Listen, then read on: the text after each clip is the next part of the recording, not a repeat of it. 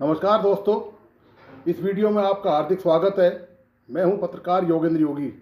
दोस्तों, सत्ता के स्वार्थ के लिए देश के तमाम नेता हमाम में नंगे नजर आते हैं।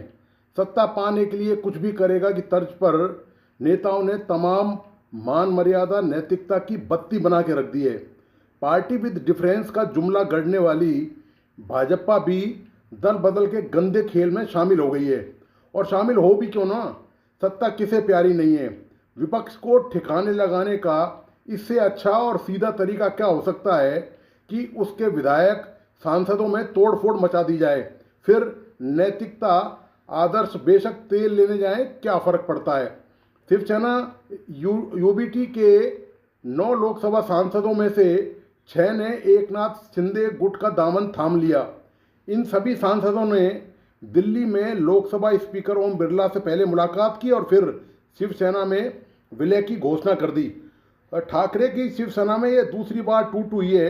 इससे पहले 2022 में एकनाथ शिंदे के नेतृत्व में पार्टी दो फाड़ हो गई थी। फिर चुनाव आयोग ने एकनाथ शिंदे के गुट को भी मूल शिवसेना का दर्जा दे दिया था। तब ठाकरे ने अपने गुट का नाम शिवसेना यूबीटी रख लिया था। इसी तरह टीएमसी के पास कुल 80 विधायक थे, जिनमें से 58 विधायकों ने पार्टी से बगावत कर दी। इन बागी विधायकों ने पार्टी से निष्कासित नेता ऋतभरत बनर्जी को अपना नेता चुना। विधानसभा अध्यक्ष रथिंद्र बोस ने बागी विधायकों की मांग को स्वीकार कर लिया और बनर्जी को नेता प्रतिपक्ष का दर्जा दे दिया। ममता बनर्जी इस झटके से उबर भी नहीं पाई कि तृणमूल कांग्रेस के सांसदों ने बागी होने की घोषणा कर दी। टीएमसी के 28 सांसदों में से 20 ने लोकसभा स्पीकर को अलग होने की लिखित सूचना दे दी।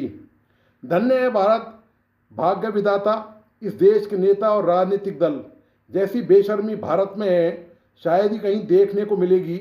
ऊपर से जले पर नमक यह है कि किसी तरह की कोई शर्म लाज किसी में बची नहीं है।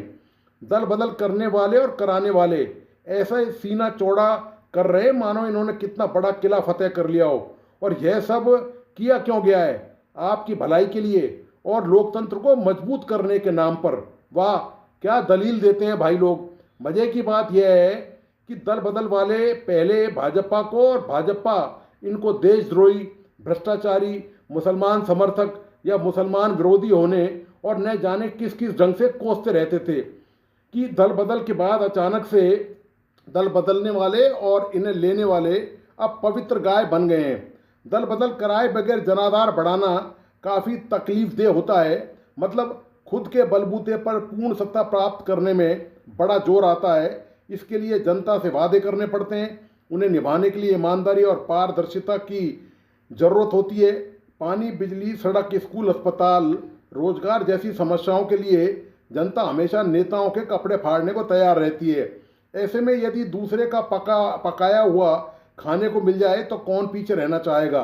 सिद्धांतों और नैतिकता का क्या है, ये सब तो किताबी बातें हैं जो किताबों में ही अच्छी लगती हैं। जैसे छोटे छोटे अपराधी गिरोह बना लेते हैं, दल बदल भी इसी तरह की गिरोहबंदी है जिसमें कोई जिम्मेदारी, जवाबदेही आड़े नहीं आती। मतदाताओं का क्या है, वे तो हमेशा से ही ठगे जाते रहे हैं। दल बदलुओं से अलबत्ता तो कोई सवाल करता ही नहीं। सवाल तो तब होंगे जब नेता मतदाताओं से मिलने जाएंगे। जीतने के बाद वे जाएंगे ही क्यों? चुनाव आयोग तब तो आएंगे, तब तक तो बहुत कुछ बदल चुका होगा। मतदाता अपनी हजार तरह की परेशानी से पहले ही परेशान है। ऐसे में उसके लिए सिर्फ दल बदलने के कारण नेता को नापसंद किए जाने की उम्मीद करना बेमानी है। फिर नेताओं के पास ब्रह्मास्त्र की तरह एक कुतर्क है कि दल बदल क्षेत्र के मतदाताओं के भले के लिए किया गया है।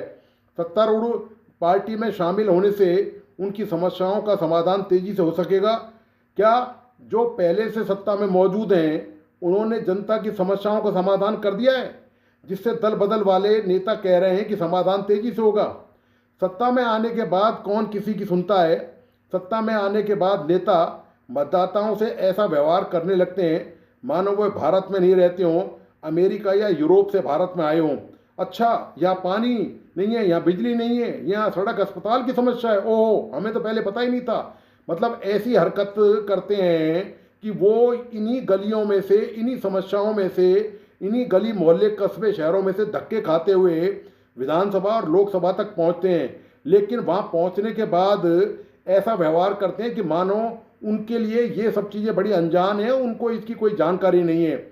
और वो आश्चर्य जताते हैं ऐसे मुद्दों को लेकर कि इस तरह की समस्याएं भी हमारे देश में हैं, हमारे विधानसभा क्षेत्रों में हैं, हमारे संसदीय क्षेत्रों में हैं। तो ये दोस्तों हालत है। ये दरअसल इस देश के मतदाता भी दोस्तों कम नहीं है। जब मतदाता जाति, धर्म, भाषा, संप्रदाय और ख़ास तौर से दक्षिण भारत में सिनेमा के जो अभिनेता अभिनेत्री हैं वो वोट बटोर लेते हैं, वो सत्ता में आ जाते हैं, केवल उनके रूप पर मोहित होकर जो सिनेमा में जो छवि दिखाई जाती है पिक्चरों में, साउथ इंडिया की जो सिनेमा पिक्चरें बनती हैं, चाहे वो जयललिता हो, चाहे वो और जितने भी राजनीतिक दलों के जो नेता रहे हैं, वो केवल अपनी सिनेमा की छवि के आधार पर ही वहाँ पर मुख्यमंत्री बनने में कामयाब रहे।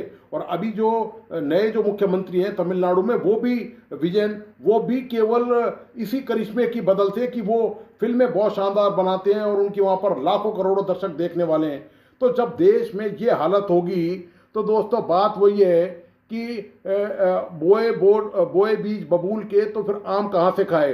जब नेताओं को फिल्मों के आधार पर और इन तमाम जो सड़ी गली जो चीज़ें हैं जो लोकतंत्र के लिए बहुत ही घातक हैं, उनके आधार पर जब वोट दिए जाएंगे तो फिर नेताओं की कोई जवाबदेही या जिम्मेदारी तय करना आपके और मतदाताओं के किसी के बस में नहीं रहता है। जब हम इस तरह की संकीर्ण मानसिकता, संकीर्ण स्वार्थ और संकीर्ण सोच के तहत इन नेताओं का चुनाव करते हैं तो फिर इनसे दल बदल को लेकर सवाल करना ये खुद को आईना दिखाने जैसा ही है। तो अब ठीक है, अब तो कुछ हो नहीं सकता, अब रोने से कुछ होगा नहीं। अब तो क्या होगा, अब तो इनके गुणगान गाए जाएंगे, इनका मंगलगान होगा, इनकी आरती उतारी जाएगी कि जो दल बदलने वाले हैं वो भी बहुत महान हैं, और जिन्होंने दल बदलवाया है या जो दल बदल के दूसरे दल में शामिल हुए हैं वो तो और भी ज़्यादा महान है, क्योंकि ये तो देश महान का देश है। मेरा भारत महान ऐसे ही नहीं बना है, इतनी मुश्किलों से इस देश को महान बनाया है नेताओं ने। तो दोस्तों आपको आज का विश्लेषण कैसा लगा, प्लीज़ अपने लाइक एंड कमेंट के साथ बताइए। इस वीडियो को अपने दोस्तों और परिजनों को शेयर करना नहीं भूलें। मेरा तमाम दोस्तों से आग्रह है कि प्लीज़ इस यूट्यूब चैनल को लाइक करें, सब्सक्राइब करें एवं बेल आइकॉन का बटन ज़रूर दबाइए। धन्यवाद, नमस्कार।